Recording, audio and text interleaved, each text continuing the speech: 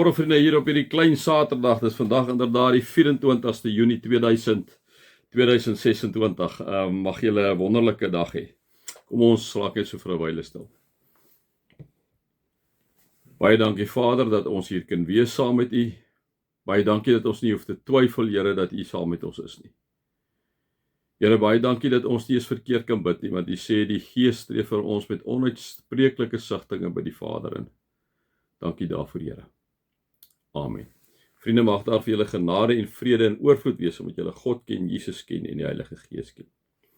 Julle vriende, is vir my amazing eintlik, soos ek nou vir julle sê, dis ook vir my die reis wat ek so saam met julle gaan, is vir my regtig, vir myself persoonlik, regtig 'n goeie reis. Ek moet sê, soos ek nou wel 'n paar geleenthede gesê het, die hele Hebreërbrief, absoluut, as jy die konteks, dis die grit, die heeltyd hou daar en jy lees dit dan, ja vriende, dit maak hom net soveel ryker, né?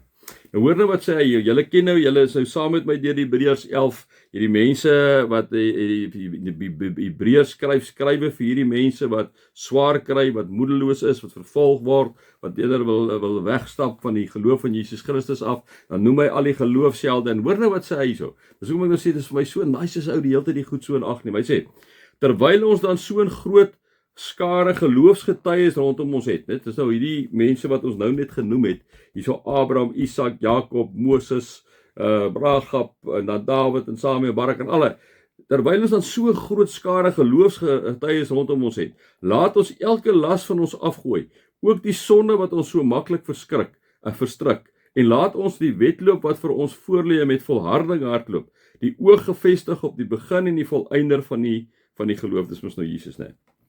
So wat kom sê hy vir ons, julle het in die konteks, so wat kom sê hy sê, hoor hierso, julle het nou al hierdie ouens wat so glo, ek het nou vir julle vertel van hulle almal, en julle sien nou maar, hulle het passievol in God geglo, né? Nou kom sê hy vir hulle, weet julle, terwyl ons dit nou het, laat ons elke las van ons afgooi, dit wat jy nou dink, ja, dit is, die Here gaan nie jou kan help daar nie, en dat jy so bekommerd is oor nie, en bekommerd, hy sê, gooi daai las af.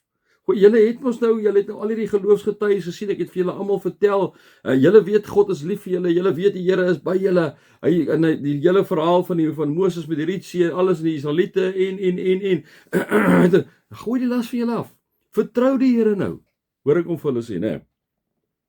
Ook die sonde wat ons so maklik verskrik, dan kom hy so, gooi elke las af, jou bekommernisse, goed wat jy gooi af, maar hy sê, gooi ook die sonde van jou af, want hy sê, die sonde verstrik ons so maklik, is dit nie waar nie? Dit is so, die sonde verstrik jou baie maklik, die sonde vat jou oog van Jesus af, die sonde vermaak dat ek en jy nie in 'n lekker verhouding met God staan nie, want jy wil nie met hom gebid en met hom gepraat en die Bybel uitlees nie, want jy weet wat hy vir jou gaan sê, ne? Daarom sê hy, hoor hierso, terwyl ons hierdie geloofskare hier rondom ons met geloofsgetuies, gooi elke las vir jou af. Moenie bekommerd jou wees nie. Die Here is by jou, die Here is saam met jou. Maar ook, jy moet van die sonde breek wat so maklik jou verskrik. En dan sê hy, hoekom moet ons dit doen? Jy las aflê, want bekommernis maak dit ons wegtrek van Jesus af. Sonde maak ons wegtrek van Jesus. Hoekom? Hy sê, want laat ons die wedloop wat vir ons voorlê, met volharding hardloop. Ons oë gefestig op Jesus, die begin en die einde van die geloof. Dit bring ons terug by die verhaal van Petrus toe hy die boot uitgeklim het. Toe hy gesê het, hulle gedink het is 'n spook. En sê, Jesus sê, maar is net ek. En hy sê, maar Here, sê dan vir my, ek moet op die water loop. En dan sê die Here, maar kom. En dan loop hy net. Sy oë was gefestig op Jesus. En wat het gebeur? Die oomblik toe hy na die branders kyk, wat baie menslik is, né? Wat toe sink hy?